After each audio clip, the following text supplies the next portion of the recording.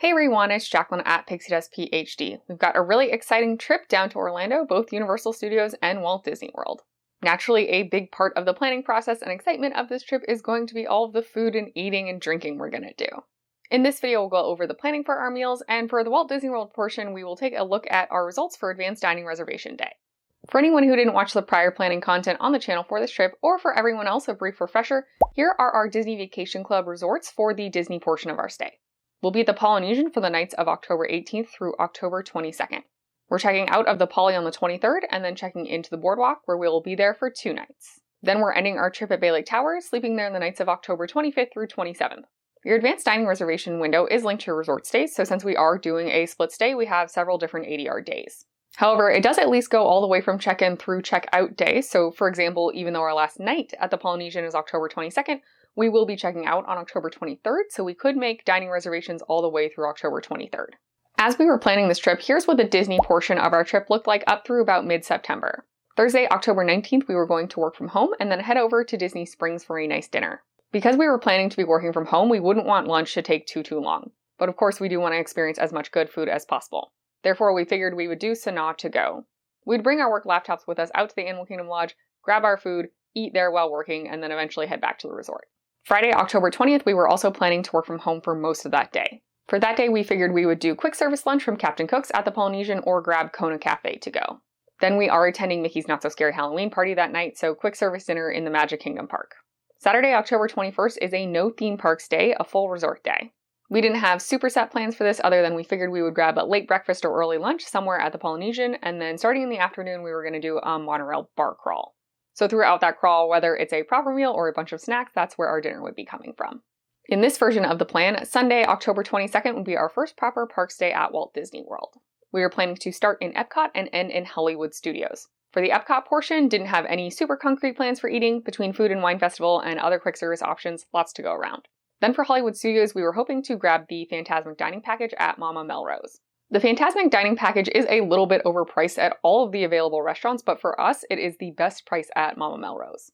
Additionally, we have been to Mama Melrose once before, but it was back in 2017, so it's been a really long time, and we're anxious to try it again. Back then, we were surprisingly impressed with the quality of the food, and so it'll be interesting to see if it holds up to those expectations.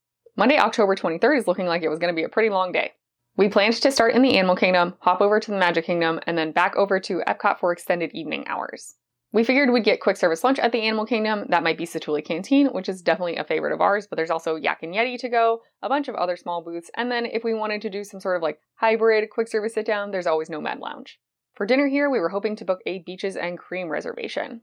This day we are moving from the Polynesian to the Boardwalk. We're not too sure when our Boardwalk room will be ready, but Beaches and Cream is fairly nearby, so even with an early dinner reservation, hopefully we can at least get in our room and settle down a little bit before we head over to dinner. And since we're staying at the Boardwalk, we're trying to make good use of that proximity to Hollywood Studios and Epcot. Therefore, we have October 24th slated as a day starting at Hollywood Studios and then hopping over to Epcot in the afternoon. We've never properly eaten at 50's Primetime Cafe, so we slotted that in for lunch this day. We have had little bits of their food and drinks from Tune In Lounge back in the day when you used to be able to sit at Tune In Lounge and actually order off the full menu. I love that deep fried cheese puck that they have. But I've yet to try proper entrees from 50's Primetime, and I hear that fried chicken is pretty good. Honestly, part of the reason we haven't dined here before is the shtick makes me pretty uncomfortable. I'm super introverted and don't deal well with that. But I'm just gonna suck it up and play along with the cast members for one meal. Hopefully we're gonna have a great time.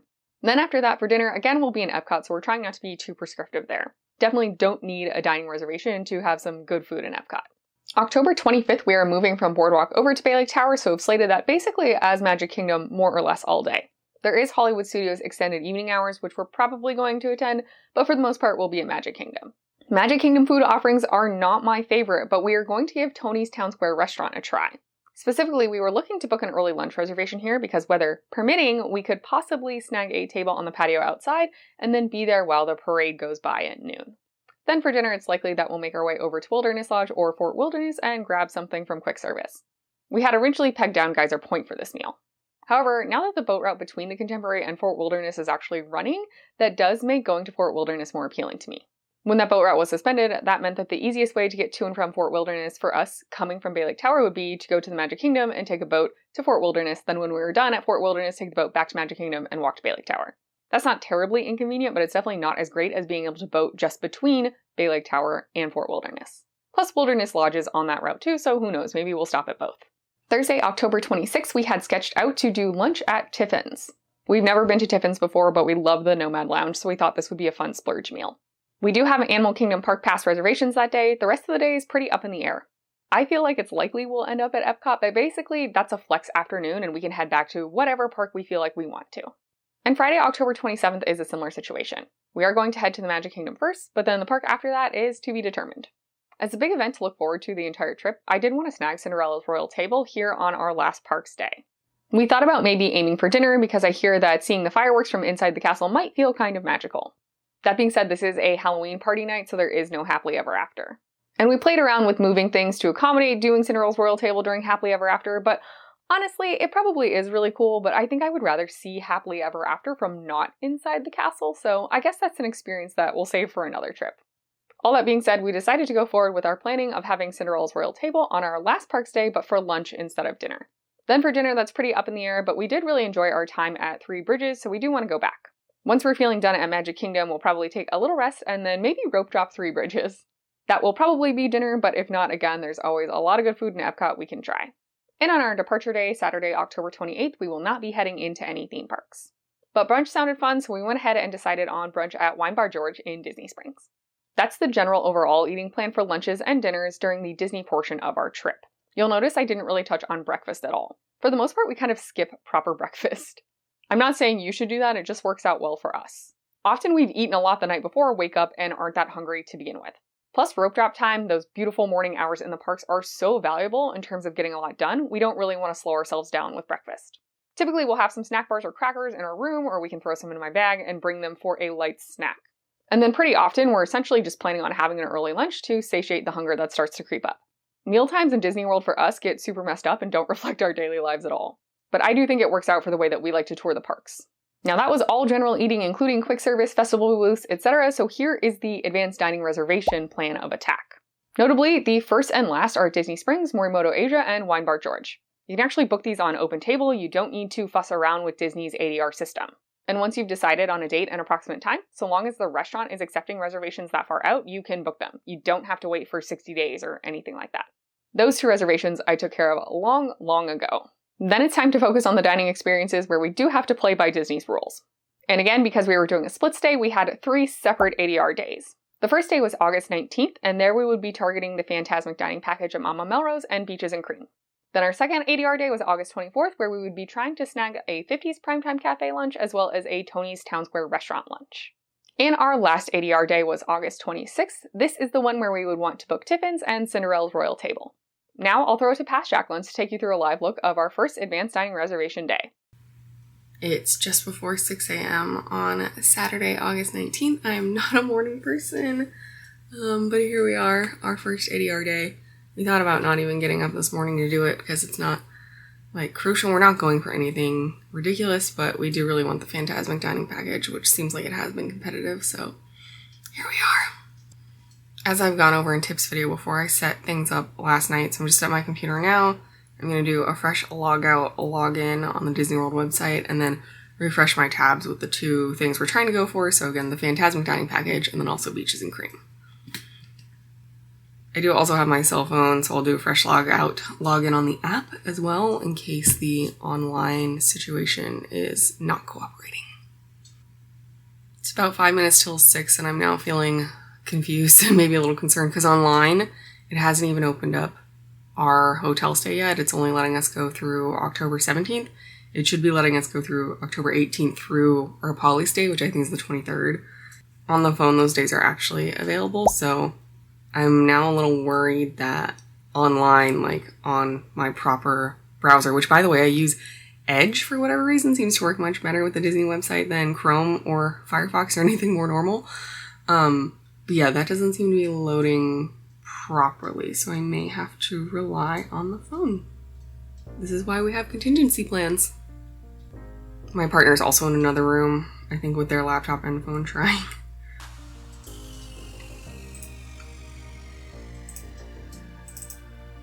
That's so concerning and not good.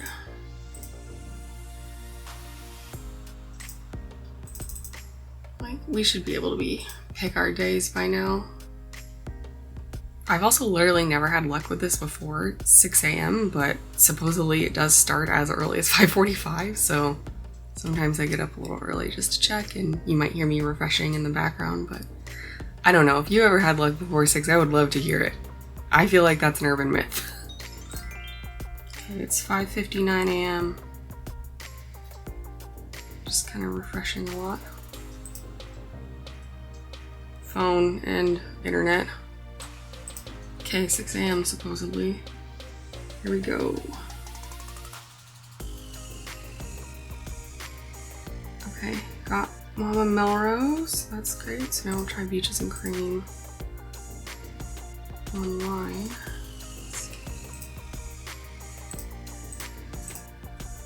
Okay, so it did finally open up our whole stay online. I don't know why it didn't do that in advance. It's very annoying to me.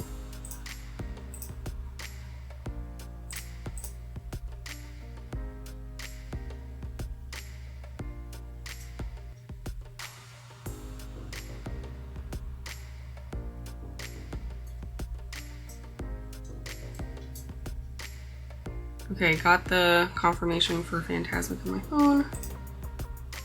Finishing up Beaches and Cream online. Also, my phone remembered my credit card and stuff, so that's nice. Online, it often does not remember my credit card. I still think online's better if you're doing a bunch of dining reservations at once, because I do think it's easier to have the tabs up. But the phone was pretty clutch. Oh, it remembered my credit card online this time. Maybe it's just getting better.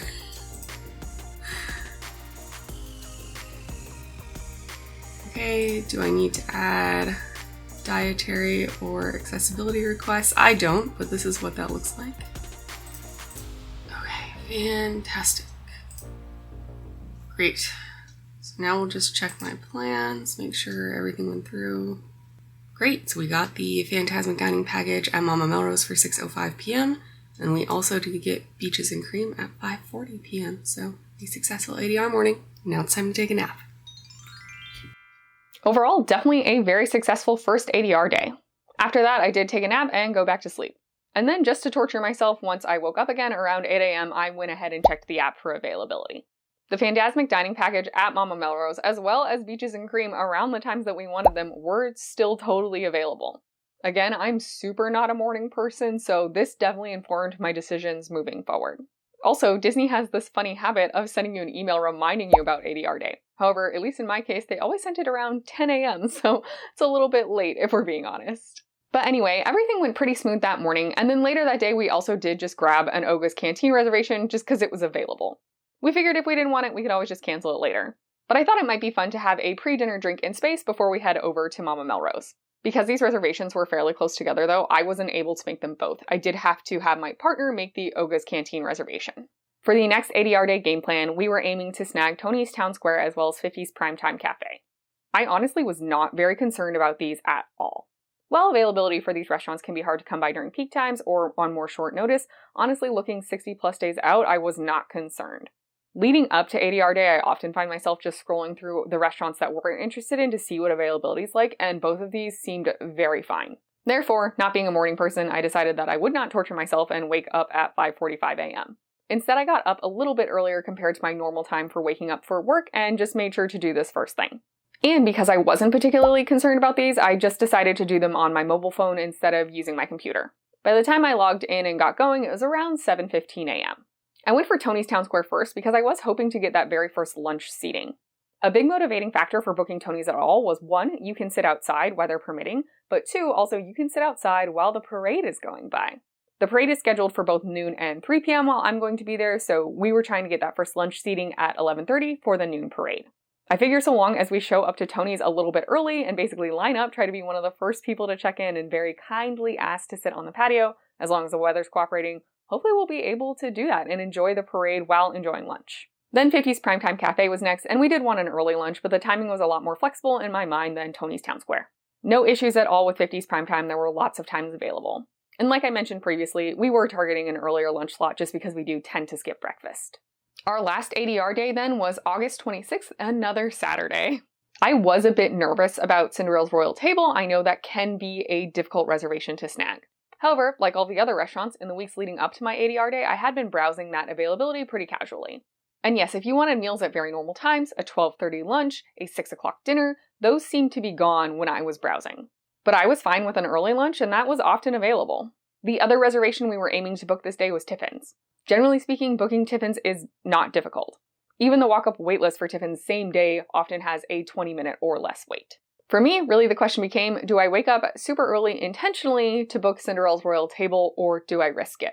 I think had the ADR day not been on a weekend, I may have planned on getting up early, but because it was a weekend, I just really wasn't feeling it. That being said, with my natural sleep cycle, I do tend to stir between 5:30 and 6 a.m. most days, and then normally I just go back to sleep. But the night before this ADR day, I went to sleep, I didn't set a crazy early alarm, and I just said to myself, well, if I stir after 5:30 a.m., maybe I'll just stay up to make the reservations. If not, I wake up when I wake up, and we'll check then. I did in fact wake up on my own just before 6 a.m. So then I went ahead and prioritized booking Cinderella's Royal Table right away. I tried to take a screen recording of this on my mobile phone, but sorry, the footage failed.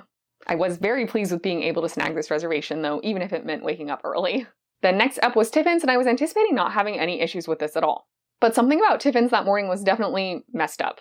I ended up troubleshooting this on my laptop for over 20 minutes to no avail. Basically, the availability wouldn't even load any days past October 25th. I literally could not select the day that I was aiming to get this reservation for. And I knew this was not an issue with how my resort reservation was linked to my account because I was able to do Cinderella's Royal Table just fine. The other weird thing I started to piece together while I was poking around is yes, you could select the days between October 22nd and 25th, but there was absolutely no availability for any mealtime any of those days. But on October 21st, there was plenty of availability because again, it's Tiffin's, and so while Tiffin's may be great, it's not generally booked up. At this point, I knew something was very wrong. I did random spot checks on days in September and October through October 21st, and there was always decent availability. But starting October 22nd, there was simply nothing, and then October 26th and onward wouldn't even load. I gave up, quite frustrated, and went back to bed. I chatted online with a cast member later that day, inquiring about them helping me out with a Tiffin's reservation. They said they were able to access October 26th, 27th, and 28th just fine, but that there was no availability. They then kindly suggested that it was entirely possible that the restaurant hadn't yet released their availability and just to keep checking back. I know that's the best they can do. I know that they're not in charge of this, but obviously it's very frustrating from a user experience standpoint. If a restaurant is not going to release its availability 60 days in advance plus up to those 10 extra days for hotel stays, couldn't there be a disclaimer on the website or something? Honestly, this was the first time I've ever encountered this kind of issue with Walt Disney World. This was rampant at Disneyland California and Disneyland Paris, and it made me really grateful for how organized Disney World was, but now this seems to be the exception, unfortunately. However, at least it was Tiffin's, a reservation that I know is not terribly competitive. If I was trying to snag Tobolina's Terrace breakfast and this was happening, I might be a lot more upset. However, I still didn't want to spend the mental energy remembering to check the app every now and then to see if Tiffin's had released its reservations. So I went ahead and set up a mouse dining alert as well as a stakeout alert. We've gone over both of these before in a prior video on the channel. I will leave a link to that in the description below. But basically, these are free ADR alert services. For mouse dining, I use the web browser version. It's possible that they have an app and I just don't know about it. You do need to have an account, but you log in and set up an alert. It's very simple. You find the restaurant you're looking for, you tell them your party size, the day you want, the rough times, set the alert, done. They'll email you when they find something. Or you can upgrade to the paid version, which I believe will get you text messages. I'll give you the long story short of the prior video, which I've linked to in the description below, which is basically that I found mouse dining to be more comprehensive than the other free ADR finding alert services I've tested. That being said, for the free mouse dining alerts, it does just go to your email, and I do not have email notifications on my phone for my sanity. The Stakeout app, on the other hand, I found to be less comprehensive, but it does send you a push notification to your phone, which can be incredibly valuable. And similar to mouse dining, setting up your Stakeout alert is pretty dang easy. You do, of course, need to download the app, but then you're going to go ahead and pick your Disney Park, Disney World, or Disneyland California. From there, you find your restaurant, pick your party size, and the desired date. Then you select the 1 hour periods that you're interested in. Here I've highlighted 2 of them, and you set the alert. Fast forward a few days, it seems like Tiffin's released its availability for the date I was looking for on August 31st. I did get an email from Mouse Dining. I did also get a push notification from Stakeout. I did ultimately use this push notification to go ahead and book. If you click the alert from your lock screen, that will go ahead and take you to the app. Then from the app, you'll choose the time you want to book out of the times that Stakeout says are available. Clicking that time will then open your phone browser to the booking webpage through Walt Disney World or Disneyland. From there, you book like normal. As of August 31st, here were my results in terms of booked dining reservations. We really haven't touched on the Universal portion of my trip at all, but we did book a reservation at the Twosome Chocolate Emporium. Then we had our Disney Springs dinner all set at Morimoto Asia. Moving into theme parks, we did get our desired Fantasmic dining package at Mama Melrose and decided to sneak in a pre-dinner drink at Oga's. Then we've got Beaches and Cream, 50s Primetime Cafe, Tony's Town Square Restaurant, and Tiffin's.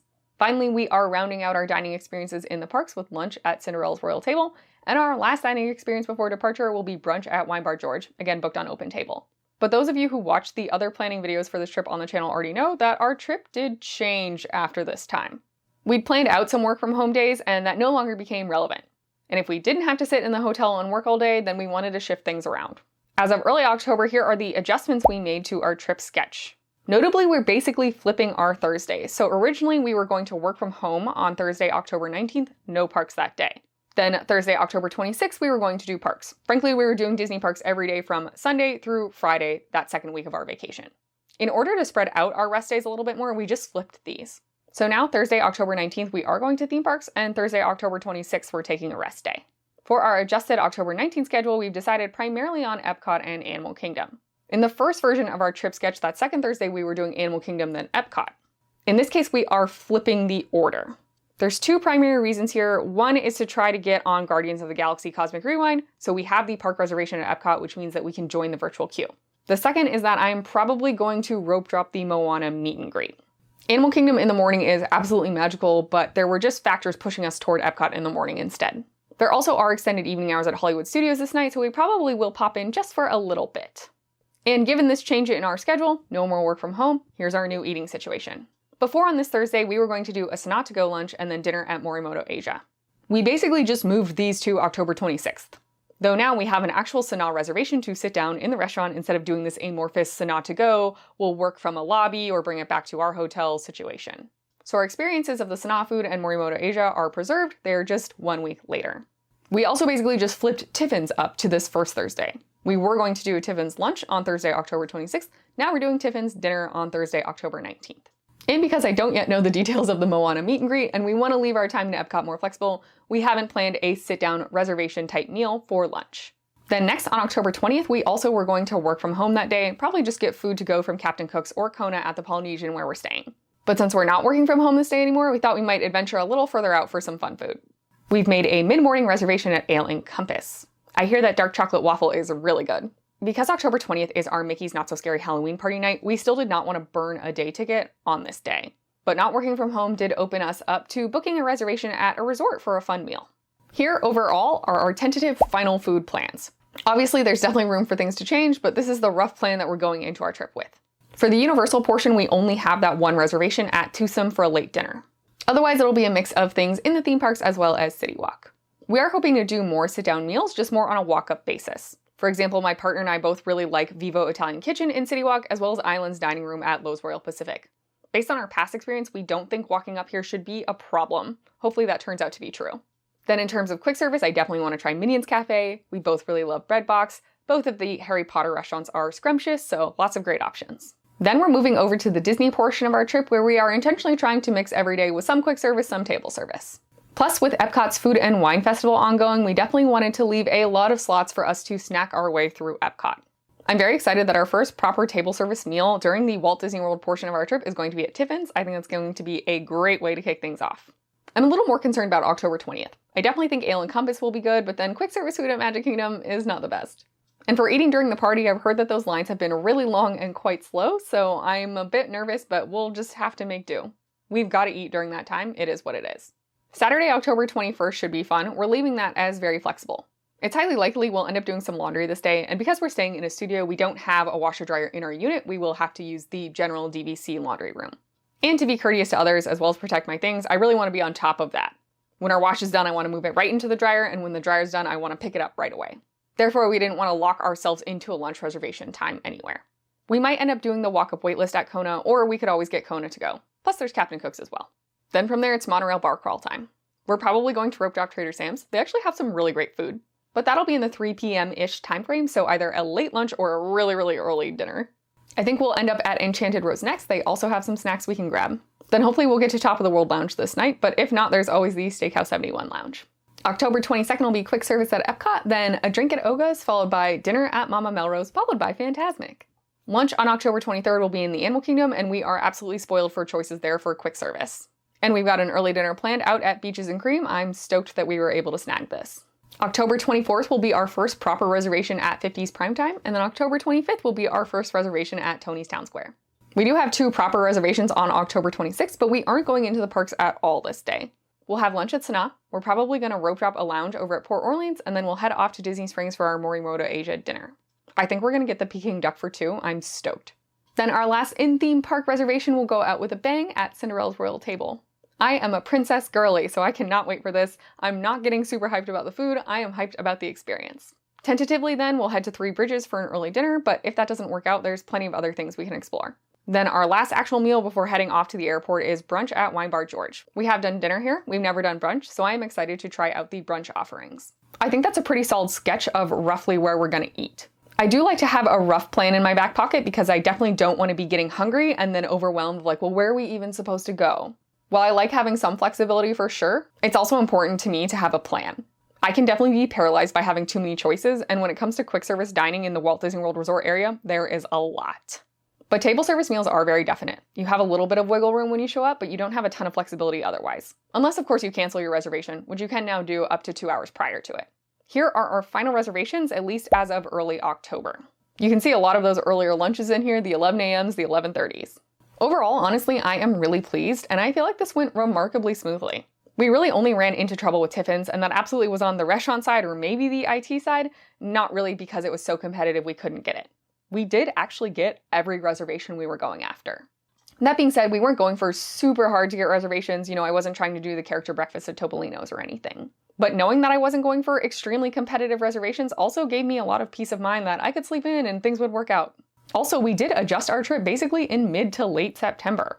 Now, we very strategically chose the dining reservations that we would be changing or adding in as part of that to be ones that we thought would have availability, and that did work out in our case. But still, we were adding reservations about 1 month out with no issues at Sanaa, Ale & Compass, and Tiffin's. That's pretty cool. Personally, I'm feeling really set with this. I don't even feel the urge to toggle with times. The only thing left on my list that's a maybe is maybe try to snag a Space 220 lounge reservation.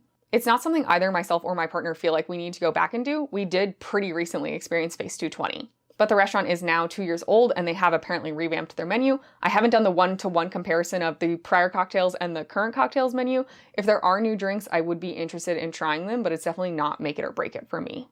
That being said, I have set up mouse dining alerts and a stakeout alert for Space 220 Lounge. Plus, if while we're down in Disney World we decide it is more important to us than we thought, we can always go walk up to the restaurant and put our name on the wait list and see if that works out. But again, with Food and Wine Festival going on, there are so many beverage choices in Epcot, so I'm not all that concerned if we don't end up getting to go to Space while we're there.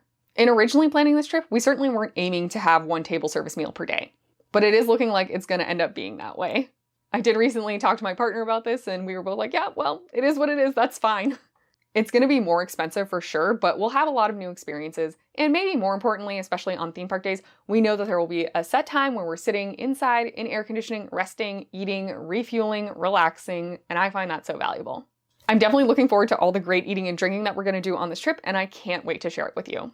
I'm also very surprised how smoothly this went, and if you are booking ADRs anytime soon, I will send all of my good vibes your way. Thank you so much to everyone who's liked the video, subscribed to the channel, ringed the bell icon to receive notifications, and turned all notifications on, and commented down below. I really appreciate your support of the channel, and all of these interactions really help out a lot. Be sure to stay tuned for more content coming from the trip. May the rest of your day be magical, and we'll see you real soon at Pixie Dust PhD.